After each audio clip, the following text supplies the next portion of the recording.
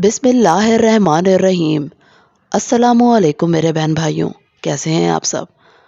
आज मैं आपको उम्रा हुदैबिया ज़ीक़दा सन 6 हिजरी का अहवाल बयान करूंगी। आप सबसे गुजारिश है कि दुरूद शरीफ का एहतमाम कीजिए, जज़ाकल्लाह। उम्रे के लिए रवानगी और हुदैबिया में पड़ाव। मदीने में रसूलुल्लाह सल्लल्लाहु अलैहि वसल्लम को ख्वाब दिखलाया गया कि आप और आपके सहाबा अमन के साथ मस्जिद हराम में दाखिल हुए और सरों को मुड़वाया और कसर करवाया। आपने सहाबा रज़ी अल्लाह ताला अन्हु को इसकी इत्तला दी और ये बतलाया कि आप उम्रे का इरादा रखते हैं। गर्दो पेश में जो अराब थे इनमें भी रवानगी का ऐलान कर दिया, मगर उन्होंने ताख़ीर की। इनका ख्याल था कि रसूल और मोमिनीन वापस अपने घर कभी ना आ सकेंगे, मगर बाद में अज़रिया तराशा के हमें हमारे अम्वाल और औलाद ने मशगूल कर रखा था, लिहाजा हमारे लिए दुआए मग़फ़िरत कर दीजिए।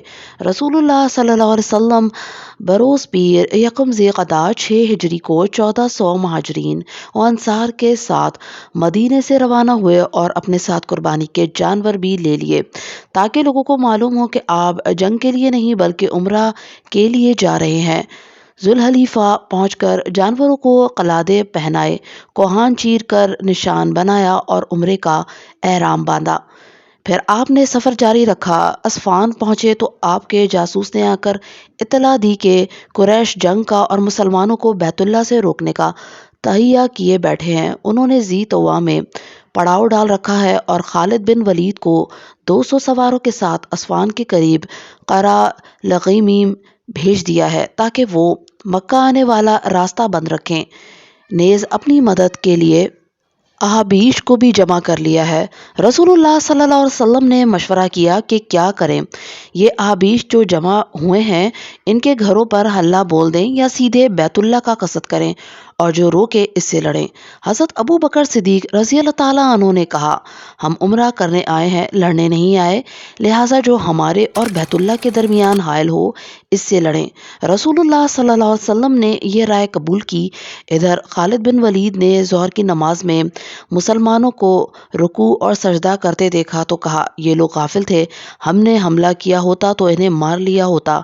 फिर तय किया कि असर की नमाज के दौरान हमला करेंगे, लेकिन अल्लाह ने ज़ोहर और असर के दरमियान सलाते खौफ हालत जंग की मखसूस नमाज का हुक्म नाजिल कर दिया और खालिद के हाथ से मौका जाता रहा। फिर रसूलुल्लाह सल्लल्लाहु अलैहि वसल्लम ने इस रास्ते को छोड़कर एक दूसरा रास्ता अख्तियार किया और मक्के से नीचे दहाने हाथ चलकर सनियतुल मरार पहुंच गए, जहां से हुदैबिया में उतरते हैं। वहां पहुंचकर ऊँटनी बैठ गई और लोगों ने डांटा भी तो ना उठी। लोगों ने कहा, कस्वा उड़ गई। आपने फरमाया, कस्वा उड़ी नहीं है और ना ये इसकी आदत है, लेकिन इसे इस हस्ती ने रोक रखा है जिसने हाथी को रोक दिया था। फिर आपने फरमाया, अल्लाह की कसम, ये लोग मुझसे किसी भी ऐसे मामले का मुतालबा ना करेंगे जिसमें अल्लाह की हुर्मतों की ताज़ीम कर रहे हों, मगर मैं ऐसे ज़रूर तस्लीम कर लूँगा। इसके बाद आपने ऊँटनी को डांटा तो वो उछल कर खड़ी हो गई। फिर आपने आगे बढ़कर हुदैबिया में पड़ाव डाल दिया। इसके बाद बदील बिन वर्का ख़ज़ाए ख़ज़ा की एक जमात के साथ आया। ये लोग रसूलुल्लाह सल्लल्लाहु अलैहि वसल्लम के खैर ख्वाह थे। उन्होंने बताया कि कुरैश आपसे जंग करने और आपको बैतुल्ला से रोकने का तहिया किए बैठे हैं। आपने इसे बताया कि वो महज उम्रा के लिए आए हैं, लड़ाई के लिए नहीं। नेज़ ये कि वो सुलह के लिए तैयार हैं, लेकिन अगर कुरैश ने लड़ाई ही पर इसरार किया तो आप इस वक्त तक लड़ते रहेंगे जब तक कि आपका तन सर से जुदा ना हो जाए या अल्लाह का हुक्म नाफिज ना हो जाए। रसूलुल्लाह सल्लल्लाहु अलैहि वसल्लम और कुरैश के माबैन गुफ्तो शनीद। बदील ने वापस पलटकर कुरैश को ये बात सुनाई तो उन्होंने मकरज़े बिन हफ्स को भेजा। आपने इससे भी वही बात कही जो बदील से कही थी। इसके बाद कुरैश ने अहाबीश के सरदार हलेस बिन अकरमा को भेजा। जब वो नमूदार हुआ तो रसूलुल्लाह सल्लल्लाहु अलैहि वसल्लम ने सहाबा कराम से फरमाया, ये शख्स ऐसी कौम से ताल्लुक़ रखता है जो कुर्बानी के जानवरों का बहुत एहतराम करती है, लिहाजा जानवरों को खड़ा कर दो। सहाबा रज़ी अल्लाह ताला अन्हु ने जानवरों को खड़ा कर दिया और ख़ुद भी लब्बैक पुकारते हुए इसका इस्तकबाल किया। इसने ये कैफियत देखी तो कहा, सुभान अल्लाह, इन लोगों को बैतुल्ला से रोकना हरगिज़ मुनासिब नहीं। भला ये क्या लगम और जज़ाम और हमेर के लोग تو حج کریں اور عبد المطلب کا بیٹا بیت اللہ سے روک دیا جائے۔ بیت اللہ کے رب کی قسم، قریش برباد ہوئے، یہ لوگ عمرہ کرنے آئے ہیں۔ قریش نے یہ بات سنی تو کہا کہ بیٹھ جاؤ، تم عربی ہو، تمہیں چال بازیوں کا علم نہیں۔ اس کے بعد قریش نے عروہ بن مسعود ثقفی کو بھیجا اور اس نے آ کر بات کی۔ رسول اللہ صلی اللہ علیہ وسلم نے اس سے بھی وہی کہا جو بدیل سے کہا تھا۔ اس نے کہا، اے محمد صلی اللہ علیہ وسلم، اگر آپ نے اپنی قوم کا صفایا بھی کر دیا تو کیا آپ نے پہلے کسی عرب کے متعلق سنا ہے کہ اس نے اپنی ہی قوم کا صفایا کر دیا ہو؟ اور اگر دوسری صورت پیش آئی یعنی آپ کو شکست ہوئی تو میں آپ کے گرد ایسے اوباش لوگوں کو دیکھ رہا ہوں جو اسی لائق ہیں کہ آپ کو چھوڑ کر بھاگ جائیں۔ اس پر حضرت ابو بکر صدیق رضی اللہ تعالیٰ عنہ نے کہا، لات کی شرمگاہ کا لٹکتا ہوا چمڑا چوس، ہم حضور کو چھوڑ کر بھاگیں گے؟ عروہ ابو بکر رضی اللہ تعالیٰ عنہ کا جواب نہ دے سکا کیونکہ ابو بکر نے اس پر کوئی احسان کیا تھا۔ عروہ بات کرتے کرتے نبی کریم صلی اللہ علیہ وسلم کی داڑھی پکڑ لیتا۔ مغیرہ بن شعبہ رضی اللہ تعالیٰ عنہ اس کے ہاتھ پر تلوار کا دستہ مار کر کہتے، اپنا ہاتھ رسول اللہ صلی اللہ علیہ وسلم کی داڑھی سے پرے رکھ۔ عروہ نے کہا، او غدار، کیا میں تیری غداری کے سلسلے میں دوڑ دھوپ نہیں کر رہا ہوں؟ مغیرہ بن شعبہ رضی اللہ تعالیٰ عنہ عروہ کے بھتیجے تھے، کچھ لوگوں کو قتل کر کے ان کا مال لے لیا تھا اور آ کر مسلمان ہو گئے تھے۔ رسول اللہ صلی اللہ علیہ وسلم نے ان کا اسلام قبول کر لیا تھا لیکن مال سے برات اختیار کی تھی۔ عروہ بن مسعود اسی سلسلے میں بھاگ دوڑ کر رہا تھا اور ان کی غداری سے اس نے اسی واقعے کی طرف اشارہ کیا تھا۔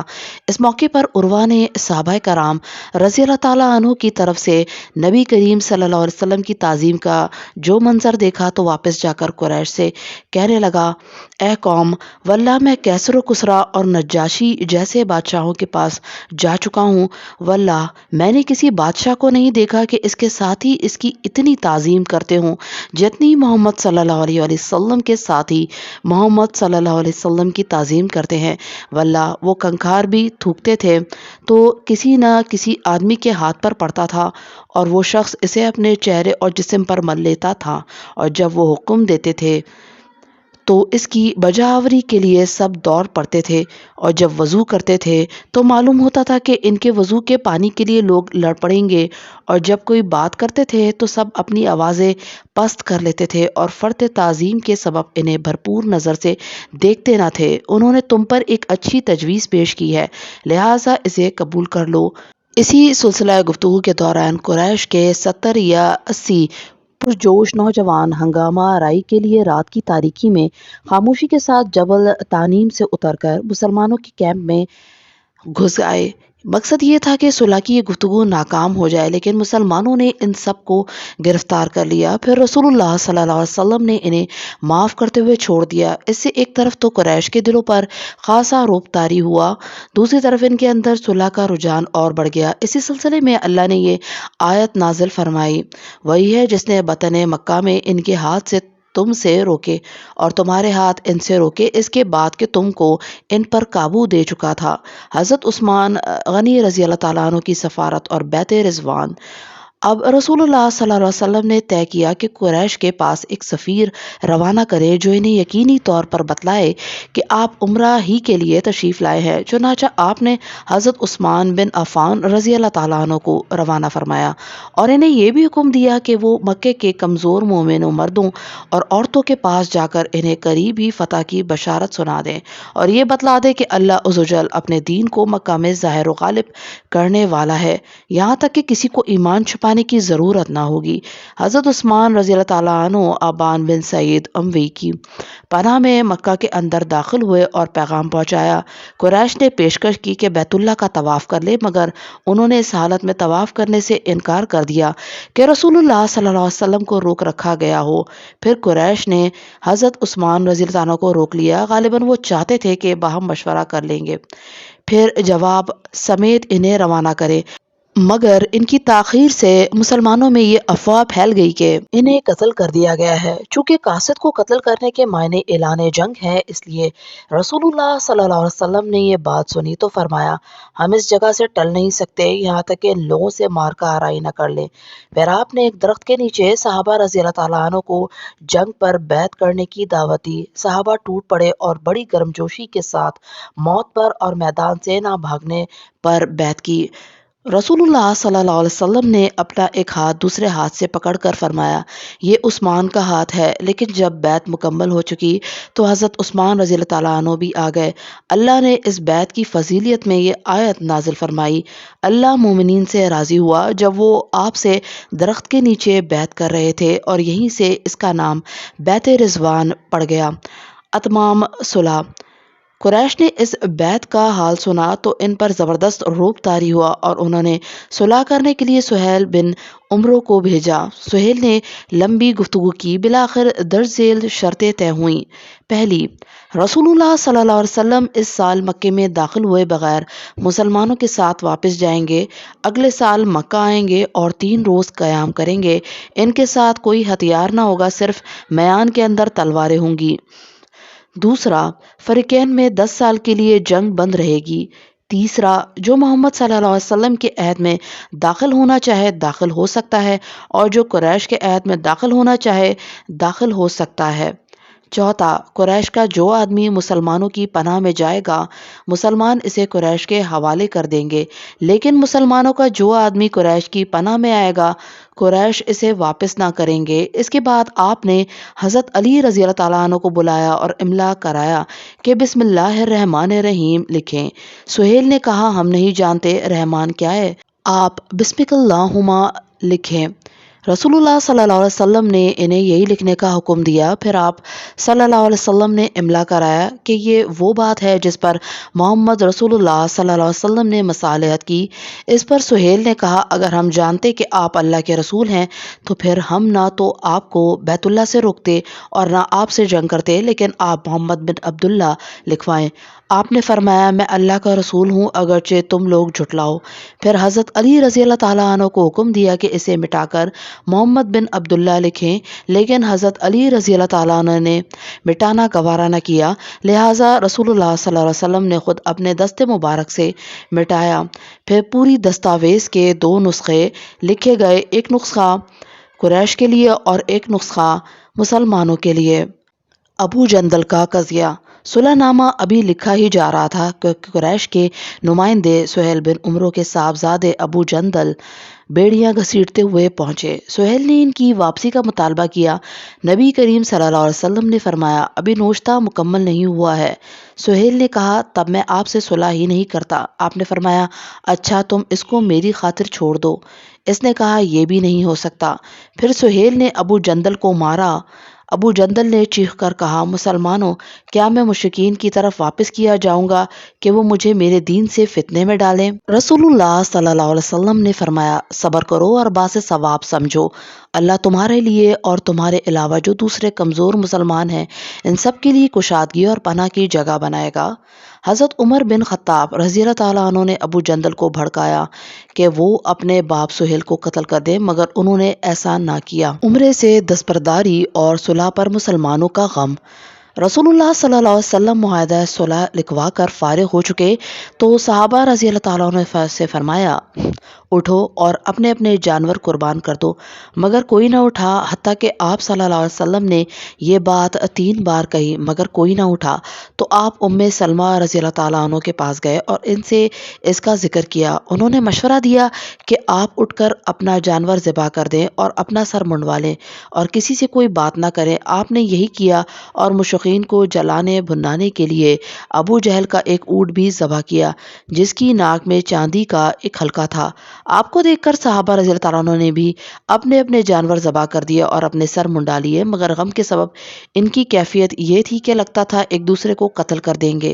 اس موقع پر گائے اور اونٹ 7 آدمیوں کی طرف سے ذبح کیے گئے۔ صحابہ کرام رضی اللہ تعالیٰ عنہ کے غم کی 2 وجہ تھیں، ایک یہ کہ وہ عمرہ کیے بغیر واپس ہو رہے تھے، دوسری یہ کہ فریقین حرمین میں برابری نہ تھی، کیونکہ طے یہ ہوا تھا کہ مسلمانوں کے پاس کوئی آئے تو اسے مسلمان واپس کر دیں گے، لیکن قریش کے پاس کوئی جائے تو اسے قریش واپس نہ کریں گے۔ رسول اللہ صلی اللہ علیہ وسلم نے انہیں پہلی وجہ کے متعلق مطمئن کیا کہ وہ اگلے سال عمرہ کریں گے، لہٰذا خواب سچا ہے اور صلح کی اس دفعہ میں مسلمانوں کے جذبات کی رعایت کی گئی ہے۔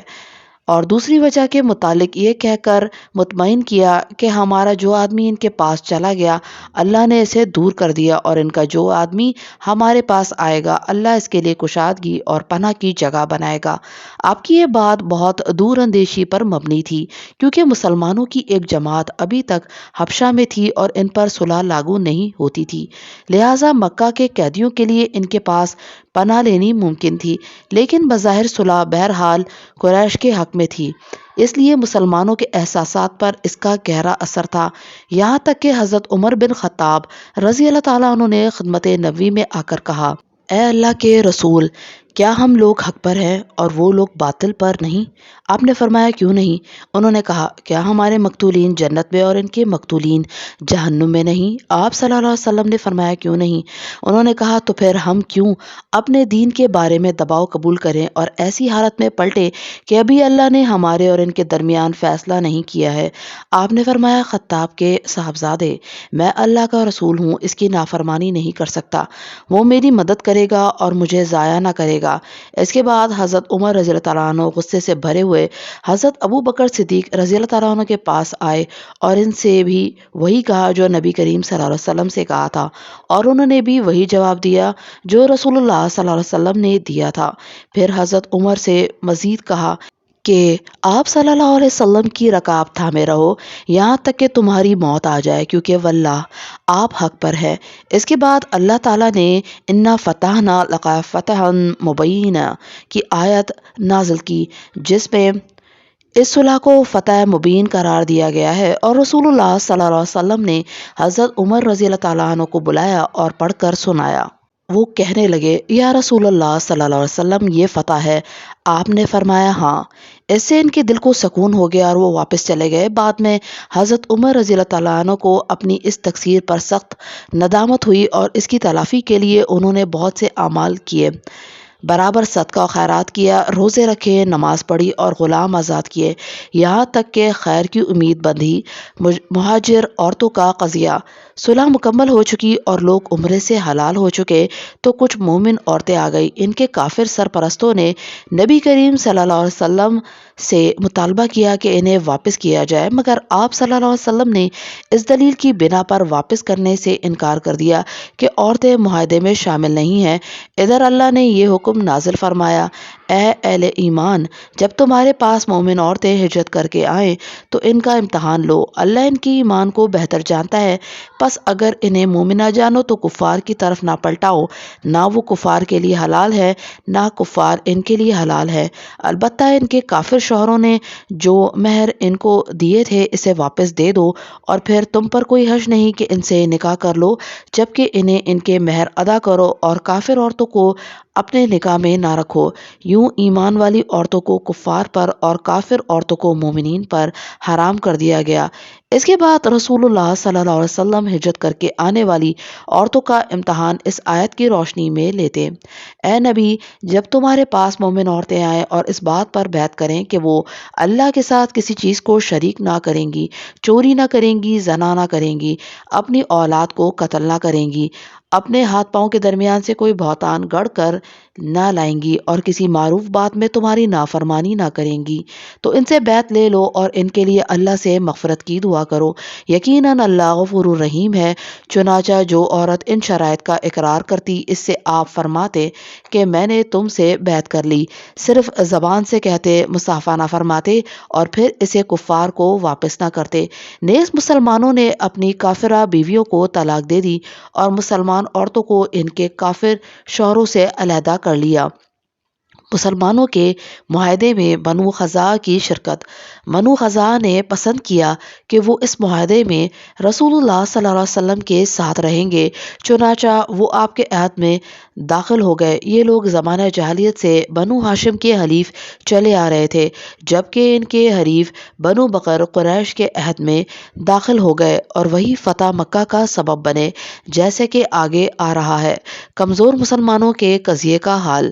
رہے وہ مسلمان جو مکے میں تعذیب کا شکار تھے تو ان میں سے ابو بصیر نامی ایک صاحب چھوٹ کر مدینے بھاگ آئے۔ قریش نے ان کی واپسی کے لیے نبی کریم صلی اللہ علیہ وسلم کے پاس 2 آدمی بھیجے۔ آپ صلی اللہ علیہ وسلم نے انہیں واپس کر دیا۔ ذوالحلیفہ پہنچ کر ابو بصیر نے ایک کو قتل کر دیا اور دوسرا بھاگ کر سیدھا نبی کریم صلی اللہ علیہ وسلم کے پاس آیا اور کہنے لگا، میرا ساتھی قتل کر دیا گیا اور بس میں بھی قتل ہی کیا جانے والا ہوں۔ اتنے میں ابو بصیر آ گئے۔ نبی کریم صلی اللہ علیہ وسلم نے ڈانٹا تو سمجھ گئے کہ پھر واپس کیا جاؤں گا، لہٰذا وہ ساحل سمندر پر جا رہے۔ ادھر ابو جندل بھی چھوٹ کر ابو بصیر سے آن ملے۔ اس کے بعد قریش کا جو آدمی بھی اسلام لا کر بھاگتا وہ ابو بصیر سے جا ملتا، یہاں تک کہ ان کی ایک جماعت اکٹھا ہو گئی۔ اس کے بعد قریش کا جو قافلہ بھی ملک شام جاتا، اس سے یہ لوگ ضرور چھیڑ چھاڑ کرتے، اس پر حملے کرتے اور اس کا مال چھین لیتے۔ اس سے تنگ آ کر قریش نے نبی کریم صلی اللہ علیہ وسلم کو اللہ کا اور قرابت کا واسطہ دیا کہ انہیں مدینہ بلا لیں، اب جو بھی آپ کے پاس آئے گا محفوظ رہے گا۔ چنانچہ آپ نے انہیں مدینہ بلا بھیجا، وہ آ گئے اور مشکل حل ہو گئی۔ صلح کا اثر۔ اسلامی دعوت کی رفتار پر اس صلح کا بڑا اثر ہوا۔ مسلمانوں کو عام عرب سے ملنے اور انہیں اللہ کی دعوت دینے کا موقع ملا، چنانچہ لوگ بکثرت اسلام میں داخل ہوئے اور صرف 2 سال میں مسلمانوں کی تعداد اتنی ہو گئی کہ 19 برسوں میں نہیں ہوئی تھی۔ ماشاءاللہ۔ اکابرین قریش، جو قریش کا نچوڑ اور عطر تھے، یعنی عمرو بن عاص، خالد بن ولید اور عثمان بن طلحہ، اپنی رغبت اور مرضی سے لا الہ الا اللہ محمد الرسول اللہ کی شہادت دیتے ہوئے خدمت نبی میں حاضر ہوئے، اسلام پر بیعت کی اور اس کی راہ میں جان و مال اور صلاحیت و قدرت سب کچھ صرف کرنے کا وعدہ کر لیا۔ جب یہ لوگ خدمت نبی میں حاضر ہوئے تو رسول اللہ صلی اللہ علیہ وسلم نے فرمایا، مکے نے اپنے جگر گوشوں کو ہمارے حوالے کر دیا ہے۔ سبحان اللہ، صلی اللہ علیہ وآلہ وسلم۔